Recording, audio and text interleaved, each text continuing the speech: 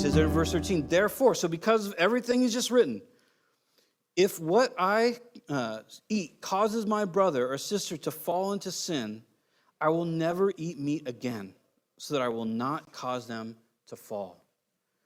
That's crazy. So Paul makes this statement about his own life. And he says, if I'm doing that thing, and here's the thing, I want to make a disclaimer here. There will be issues always that shouldn't be issues, where, somebody shouldn't be offended by that. And so we want to be careful, because we're not signing up to literally do everything that everybody thinks we should do, because that's not real. I mean, think of all the things that are like that, even just non-church things. Real breast milk formula, right? To, MMR, not MMR vaccines, the current vaccine, what other weird, essential oils, not essential oils, right? Is it okay to take Advil, or should I put mint on my temples? Is it okay? You see what I'm saying? There are a million things. And if you want to take an Advil, God bless you. If you want to put mint on your temples, God bless you. I try everything. I'm like, I have a headache. Give me mint, give me Advil. Can I double down Tylenol and Advil? I don't need kidneys or a liver. Let's do this thing, right? But that's fine, because you're convinced in your own mind. And that's not an insult. I mean, this is what you believe to be right. And the funny thing is, most of those debates, those type of things that kind of sweep through churches, it's because everybody just wants to do right by their kid, right? Isn't that why we're doing it? So if someone says, hey, I give my kid the vaccine because I think it's right for them, and someone else says, no, I went on YouTube and this is right, and someone else says, no, I went on YouTube and this is right, and someone says, whatever, doctors are idiots or liars, and someone says, no, there's all these arguments. And I've kind of come to the point where I'm like, it's unknowable. It's like seriously unknowable, because for every one study you find from the AMA, you can find 15 lavender farmers that say no. And for every lavender farmer that you say yes, you can find 15 studies from the AMA that say no. So who's right? I don't know. And I'm going to be honest, this might be a little cavalier. I don't care, really. I'm just going to be honest. I'm going to be 100% honest. You don't care about your health, about your kids? No, of course I do. But what? The Lord's the Lord. He's the Lord. And if you decide to get vaccinated with your kids and something bad happened, then it happened. If you decide to get not vaccinated and something bad happens, then it happened. It just is what it is. We do our best, but we don't want to get wrapped up in anxiety. We don't want to get wrapped up in, oh no, the Lord is the Lord, and we don't want to put that on other people, right? So Paul says, look, if it stumbles somebody, then you know what? I'm not going to do that anymore. I use this example a lot. When years ago, when I was on staff at Coastline, and it happened, not really happened here, but there were some rumblings. There was this big to-do about formula for babies. And I'm just listening to people and talking to people, and having 2 kids on my own and a wife, what I found was that for a lot of women, milk production was like kind of an identity thing. Like it really like who they were as a woman. Not just that, but just the ability to feed their baby. And so what would happen is you'd meet these women that maybe weren't producing as much milk as other women. I don't know how you measure all that, but whatever.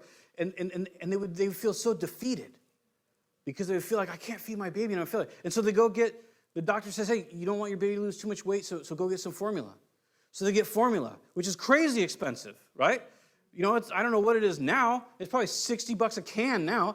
Back then, you get like the non-whey, or maybe it's pro-whey. I don't remember. There's all these different ones.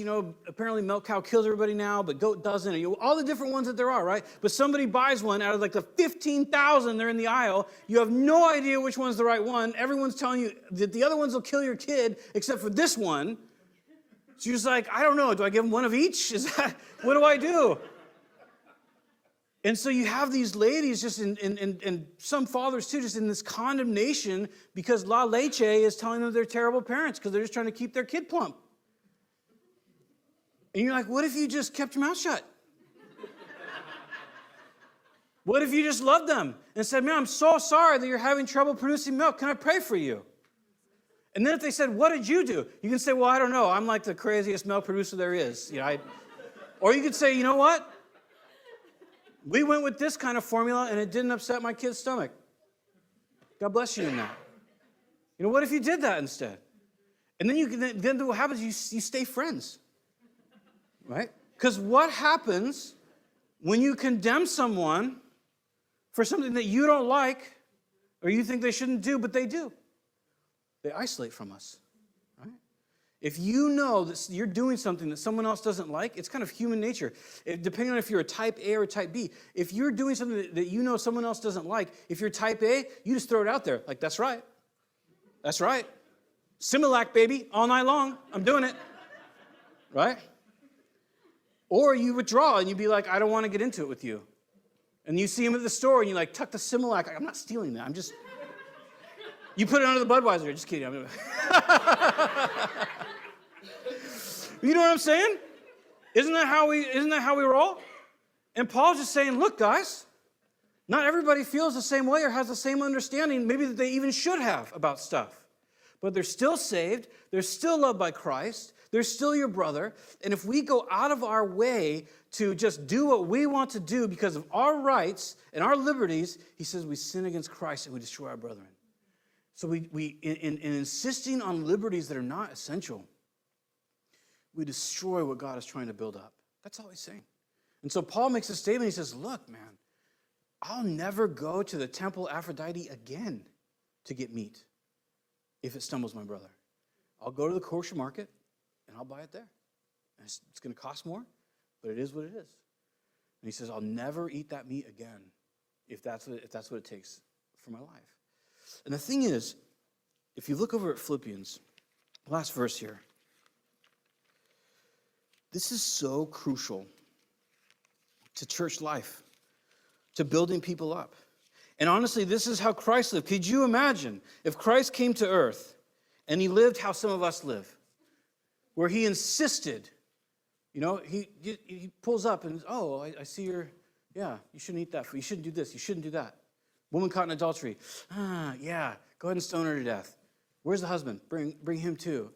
Can you imagine if Christ lived in a way where when someone didn't understand him, he just raged on them? He just despised them, treated them poorly, said, I didn't realize you had such weak faith. That's pathetic. Can you imagine if that's how he lived? We would have never been saved, right? His church never would have been built. And so if we're going to continue in the work that he began, we have to continue in how he lived. He says there, this is in a letter from Paul to the Philippians, and he's talking about Jesus, and he says there in verse 6, chapter 2 and verse 6, this is Jesus, who being in very nature God, did not consider equality with God something to be used to his own advantage. Rather, he made himself nothing by taking the very nature of a servant, and being made in human likeness, and being found in appearance as a man. He humbled himself by becoming obedient to death, even the death of the cross.